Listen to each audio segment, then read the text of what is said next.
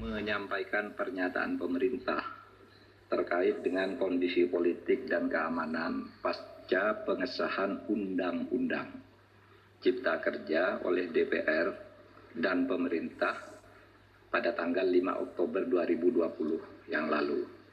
Saya ingin memberi pengantar dulu bahwa Undang-Undang Cipta Kerja itu dibuat untuk merespons keluhan masyarakat dulu bahwa pemerintah itu lamban di dalam menangani proses perizinan berusaha, peraturannya tumpang tindih dan sebagainya. Itu dulu.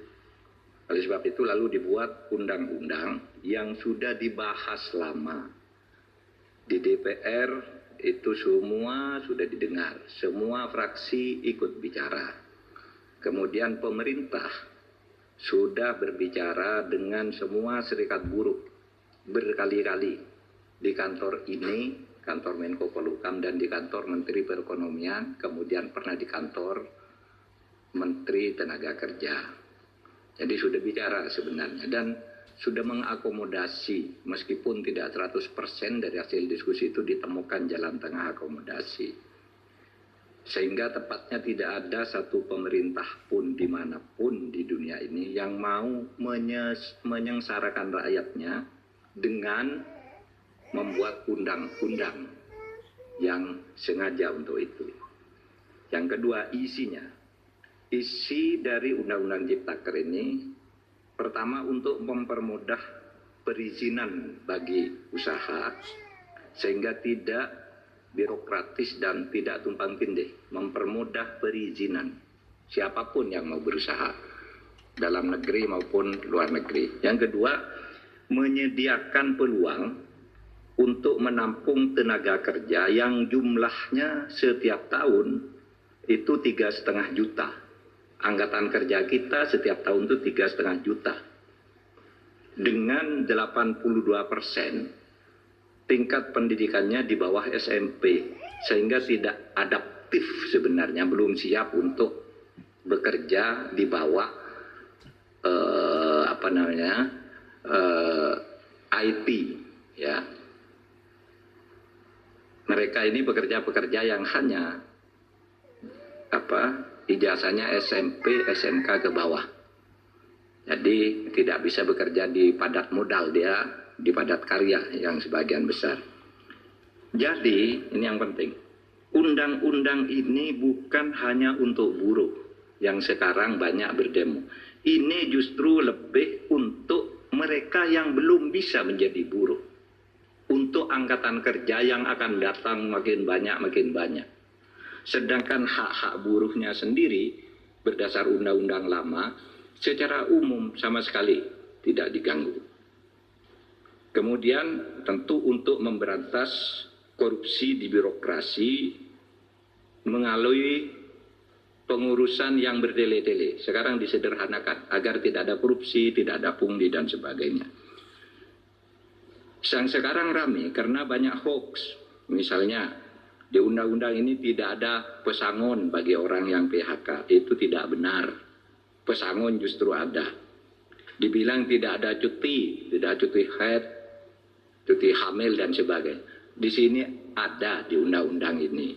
Dibilang mempermudah PHK, itu tidak benar juga. Karena justru sekarang PHK itu harus dibayar kalau belum putus di pengadilan. Oleh sebab itu di undang-undang ini ada jaminan kehilangan pekerjaan. Ini dibilang tidak ada, hoax yang banyak. Bahkan ada yang mengatakan pendidikan dikomersialkan. Ketahuilah bahwa 4 undang-undang pendidikan, 4 undang-undang di bidang pendidikan sudah dicabut dari undang-undang ini karena aspirasi. Sesudah diskusi-diskusi, tolong Pak keluarkan tuh undang-undang. Sudah kita keluarkan. Tidak ada di situ ngatur soal dunia pendidikan. Apalagi mengkomersilkan. Di situ dunia pendidikan hanya diatur di dalam pasal 65 yang justru mempermudah bahwa pendidikan itu adalah lembaga nirlaba, bukan lembaga usaha, bukan lembaga komersil. Ini ditegaskan justru di undang-undang ini, malah dibalik di dalam berita-berita yang hoax itu. Oleh sebab itu, Melihat perkembangan situasi itu, pemerintah mengajak mari kita semuanya menjaga Kamtipmas, keamanan dan ketertiban masyarakat. Semua harus kembali ke posisi tugas menjaga negara masing-masing. Pemerintah, rakyat atau masyarakat, dan civil society. Mari bersama-sama ke posisi masing-masing untuk menjaga keamanan masyarakat, dan untuk itu pemerintah menyampaikan pernyataan sebagai berikut. Pernyataan pemerintah terkait dengan kondisi politik dan keamanan pasca pengesahan Undang-Undang Cipta Kerja oleh DPR dan pemerintah pada tanggal 5 Oktober 2020 yang lalu. Selamat malam, mencermati perkembangan yang terjadi di lapangan terkait dengan penyampaian aspirasi tentang Undang-Undang Cipta Kerja dalam berbagai bentuknya di sejumlah daerah. Maka demi ketertiban dan keamanan di tengah-tengah masyarakat, pemerintah menyampaikan hal-hal sebagai berikut. 1. Undang-Undang Cipta Kerja dibentuk justru untuk melaksanakan tugas pemerintah dalam membangun kesejahteraan masyarakat melalui penciptaan lapangan kerja yang semakin banyak, perlindungan terhadap buruh, penyederhanaan birokrasi, dan kemudahan berusaha, serta untuk melakukan pemberantasan korupsi dan pungli, dan pencegahan tindak pidana korupsi lainnya. Yang kedua, pemerintah menghormati kebebasan berpendapat dan menyampaikan aspirasi terkait dengan Undang-Undang Cipta Kerja, sepanjang semua itu dilakukan dengan damai, menghormati hak-hak warga yang lain, dan tidak mengganggu ketertiban umum. Yang ketiga, pemerintah menyayangkan adanya aksi-aksi anarkis yang dilakukan oleh massa di tempat-tempat tertentu dengan merusak fasilitas umum, membakar, melukai petugas, dan juga menjarah. Tindakan itu jelas merupakan tindakan kriminal yang tidak dapat ditolerir dan harus dihentikan.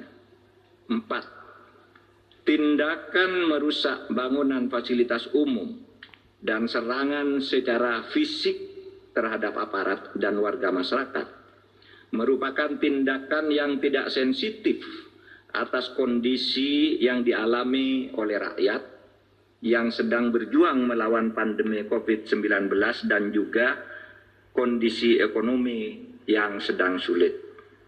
5. Untuk itu, demi ketertiban dan keamanan, maka pemerintah akan bersikap tegas atas aksi-aksi anarkis yang justru bertujuan untuk menciptakan kondisi rusuh dan ketakutan di dalam masyarakat. 6. Selain berdemonstrasi dengan tertib dan tidak melanggar hukum, ketidakpuasan atas undang-undang tersebut bisa ditempuh dengan cara yang sesuai dengan konstitusi, yaitu dengan menyalurkannya dalam proses pembuatan peraturan pemerintah, perpres, permen, perkada sebagai delegasi perundang-undangan.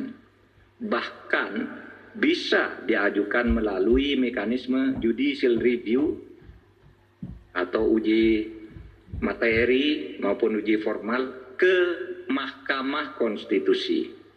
7. Sekali lagi, pemerintah akan bersikap tegas dan melakukan proses hukum terhadap semua pelaku dan aktor yang menunggangi atas aksi-aksi anarkis yang sudah berbentuk tindakan kriminal. Saya ulangi, 7. Sekali lagi, pemerintah akan bersikap tegas dan melakukan proses hukum terhadap semua pelaku dan aktor yang menunggangi atas aksi-aksi anarkis yang sudah berbentuk tindakan kriminal. Ditandatangani oleh Muhammad Mahfud MD selaku Menko Polhukam, Muhammad Tito Karnavian selaku Menteri Dalam Negeri, Budi Gunawan selaku Kepala Badan Intelijen Negara, Marskal TNI Hadi Cahyanto selaku Panglima TNI, dan Jenderal Polisi Idham Aziz sebagai Kepala Kepolisian Republik Indonesia. Demikian, terima kasih. Assalamualaikum warahmatullahi wabarakatuh.